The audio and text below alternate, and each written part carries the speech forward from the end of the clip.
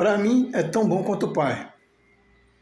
Flávio Bolsonaro, candidato a presidente da República, já que o nosso presidente está sendo perseguido e vocês sabem onde ele está, né? Injustamente, porque ele não roubou nada, essa que é a verdade.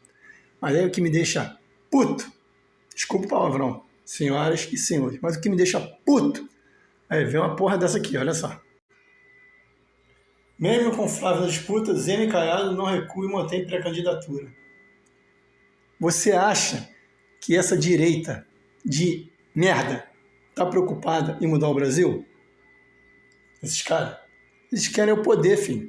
Eles não estão preocupados em tirar essa raça ruim que está no poder. Podendo se unir e votar todos em Flávio Bolsonaro para tirar essa raça ruim do poder. Não, eles querem, nunca serão, pelo menos se depender de mim, nunca serão. Deixa aqui nos comentários.